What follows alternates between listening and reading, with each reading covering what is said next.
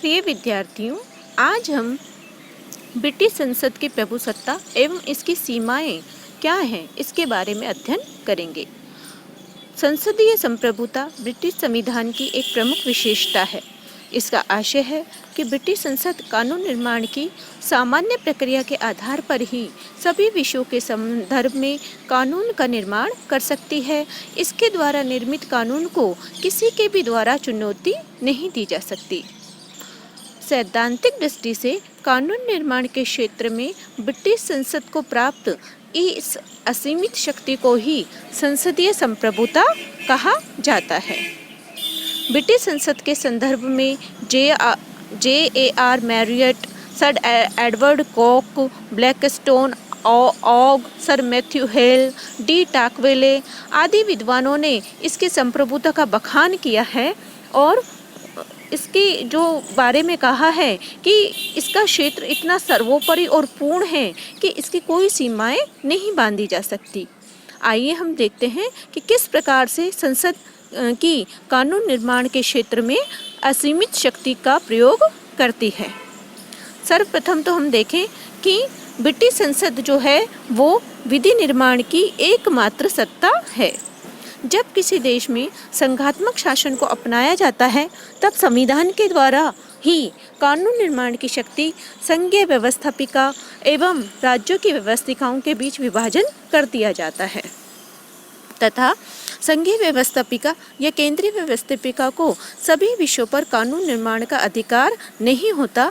Britain में एकात्मक शासन होने के कारण ब्रिटिश संसद कानून निर्माण के क्षेत्र में एकमात्र सत्ता है। इस कारण से संसद के अतिरिक्त अन्य किसी संस्था को वहां कानून निर्माण करने का अधिकार नहीं है। दूसरा हम देखें कि कानून निर्माण की जो शक्ति है संसद की, उस पर किसी भी प्रकार की सीमा नहीं है। यानी ब्रिटेन में ऐसा कोई भी विषय नहीं है जिसके संदर्भ में संसद कानून नहीं बना सके। संसद की शक्ति और अधिकार इतने सर्वोपरि हैं कि उस पर कोई सीमाएं नहीं बांधी जा सकती। तीसरा हम देखें कि किसी भी कानून में जो परिवर्तन करने की क्षमता है वह संसद को है। अतः वहाँ साधारण विधि और संवैधानिक विधि के बीच कोई अंतर नहीं है। ब्रिटिश संसद किसी भी कानून में अपनी इच्छा अनुसार कोई भी परिवर्तन कर सकती है अथवा उसे रद्द कर सकती है। चाहे साधारण विधि हो चाहे या संवैधानिक विधि हो, ब्रिटिश संसद इस प्रकार के समस्त कार्य अपने साधारण बहुमत से ही कर सकती है। चौथा, न्यायिक पुनरावलोकन की व्यवस्था के अभाव के कारण ब्रिटिश संसद की प्रभुसत्ता जो है वो सर्वोपरि है। भारत, अमेरिका आदि देशों में न्यायिक पुनरावलोकन की व्यवस्था के कारण संसद की प्रभुसत्ता पर न्यायालय की सीमाएं लगी होती हैं, लेकिन ब्रिटेन में इस व्यवस्था का अभाव होने के कारण संसद द्वारा निर्मित किसी भी विधि को न्यायालय ना तो अवैध घोषित कर सकता है, ना ही उसे लागू करने से इनकार कर सकता है।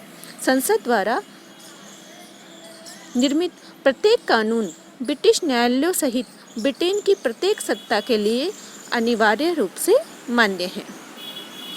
इस प्रकार हम देखते हैं कि संसदीय संप्रभुता की स्थिति संविधान और शासन व्यवस्था के कुछ विशेष लक्षणों के कारण है। ये लक्षण हैं लचीला संविधान, एकात्मक शासन व्यवस्था, न्यायिक पुनरावलोकन की व्यवस्थाओं का अभाव। इस प्रकार ब्रिटिश संसद द्वारा जो है अब तक निर्मित कानूनों के आधार पर भी संप्रभुता स्पष्ट हो जाती है।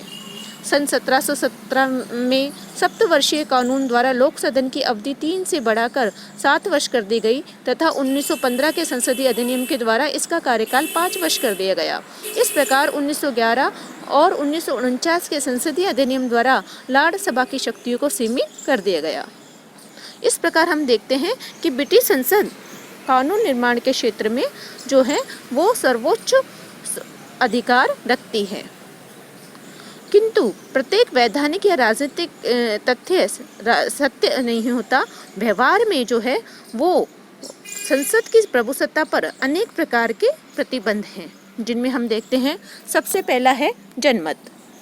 किसी भी शासन सत्ता का आधार जो है वो जनमत पर ही टिका होता है। जनमत जो है वो संसदीय संप्रभुता का महत्वपूर्ण प्रतिबंध है और लोक सदन जनता द्वारा प्रत्यक्ष रूप से निर्वाचित होता है। इसके द्वारा जनमत के विरुद्ध किसी भी कानून का निर्माण करने का साहस नहीं किया जा सकता। संसद समाचार पत्र और जनमत निर्माण के साधनों पर पूरी दृष्टि रखती है और उसके लिए जनमत का उल्लंघन करने का अर्थ आत्मघाती होती है।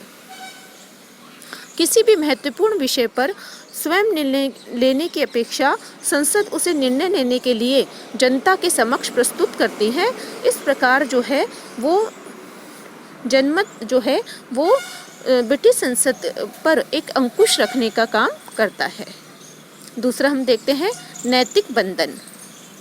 वैधानिक दृष्टि से ब्रिटेन में संसद सर्वोपरि है, लेकिन व्यवहार में संसद के द्वारा जो समाज में जो प्रचलित नैतिक मान्यताएं हैं, कानून हैं, और हम सब जानते ही हैं कि ब्रिटेन में जो परंपराओं और अभिसमयों की जड़ें इतनी गहरी हैं कि वहाँ रोज़मर्रा के जीवन में कानून की आवश्यकता ही नहीं होती। वहाँ इतना सुशिक्षित और सभ्य समाज है कि वो परंपराओं का स्वतः ही पालन होता रहता है और इन नैतिक धारणाओं के विरुद्ध किसी भी कानून का निर्माण जो है संसद के द्वारा नहीं किया जा सकता है।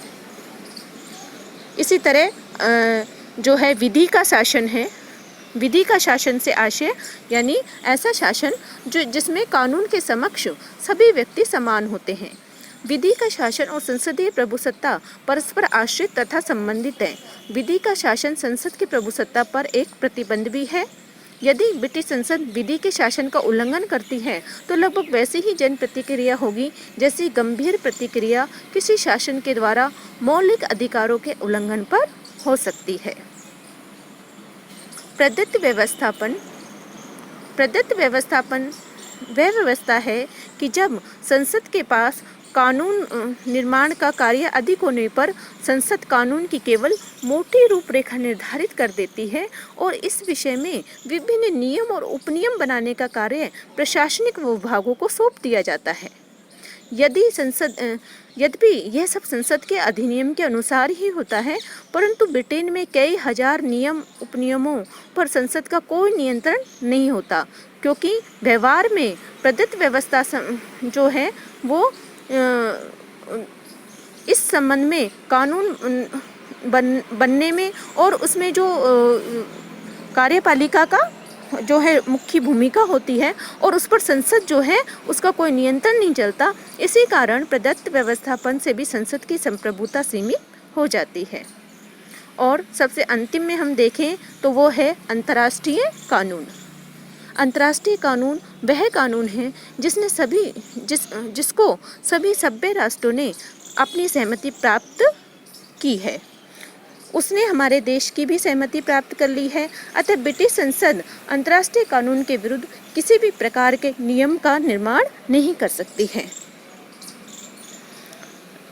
इस प्रकार संसद की जो ब्रिटिश संविधान में यद्यपि सैद्धांतिक रूप से संसद को कानून निर्माण के क्षेत्र में सर्वोपरि शक्ति प्राप्त है, किंतु व्यवहार में उसकी कार्यप्रणाली में अनेक सीमाएं लगी हुई हैं और ब्रिटिश संसद जैसा चाहे वैसा कानून बना सकती है, परंतु इसका अर्थ इतना अवश्य है कि वह कैसी भी विधि बनाए उसके द्वारा निर्मित विधि को ब्रिटेन के किसी भी न्यायालय या प्राधिकारी के समक्ष चुनौती नहीं दी जा सकती है, चाहे व्यवहार में कितने ही नियम और उपनियम क्यों नहीं लागू होते हों।